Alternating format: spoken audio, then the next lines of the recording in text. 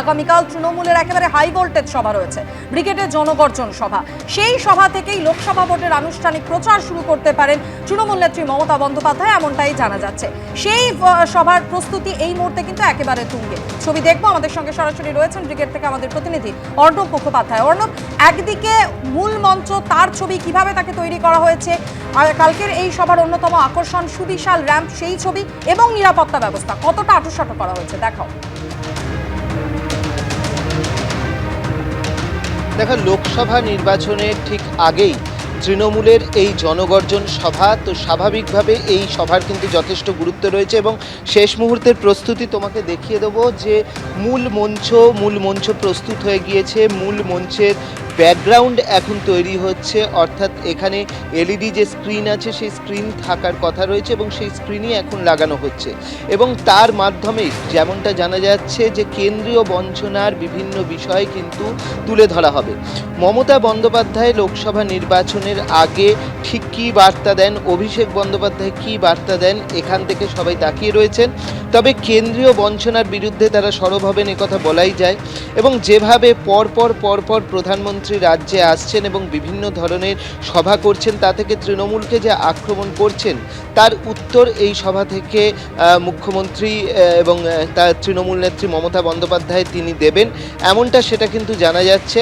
অন্যদিকে যে র্যাম্পের কথা বলছিলে তোমাকে দেখিয়ে দেবো যে মূল মঞ্চ থেকে জাস্ট যে কোনো নেতাই কিন্তু মূল মঞ্চ থেকে নেমে আসতে পারেন এবং জনতার মাঝে যাতে যেতে পারেন সেই জন্য একটা র্যাম্প তৈরি করা হয়েছে এবং সেই র্যাম্পটা মূল মঞ্চ থেকে নেবে সোজা এগিয়ে গিয়ে ডান দিকে এবং বাঁ দিকে দুদিকে চলে যাচ্ছে, অর্থাৎ একটা টি এর মতো দেখতে একটা র্যাম্প, যে র্যাম্পের বাঁ দিক দিয়ে জনতা যেখানে বসবে বা সমর্থক কর্মীরা যেখানে বসবেন সেদিকে যেতে পারবেন, আবার ডান দিকে চলে যেতে পারবেন, আবার পুরো জায়গাটাই কিন্তু হেঁটে যেতে পারবেন। অর্থাৎ যেরকম আমরা ব্রিগেড দেখি সেই ব্রিগেডের থেকে এই মঞ্চ কিন্তু অনেকটাই আলাদা। এখানে বিভিন্ন রাজনৈতিক দলেরই ব্রিগেড হয়েছে, বামেদের হয়েছে, বিজেপির হয়েছে, কিন্তু এই যে মঞ্চ রয়েছে সেই মঞ্চটা একটু অন্য ধরনের করা হয়েছে।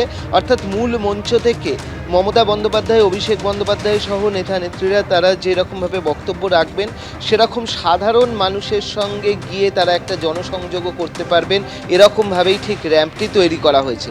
এবং যেরকমভাবে তৃণমূল নেতৃত্ব যেটা বলছেন যে তারা কেন্দ্রীয় বঞ্চনা নিয়ে তারা তো সরব হবেনই এবং তার পাশাপাশি মমতা বন্দ্যোপাধ্যায়ের এই যে বার্তা মঞ্চ থেকে, সেটার জন্য বিভিন্ন জায়গা থেকে বহু মানুষ আসবেন এবং সেই মানুষের কাছে যে বার্তা দেওয়া হবে সেই বার্তা নিয়েই তারা লোকসভা ভোটে ঝাঁপিয়ে পড়বেন।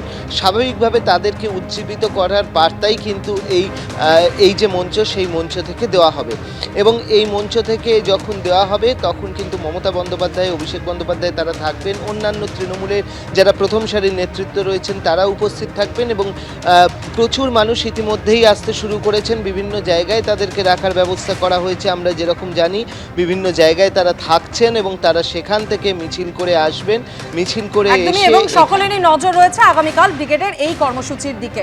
এখনকার মতো ধন্যবাদ জানাই অর্ণব এবং শিবাশিস তোমাকে।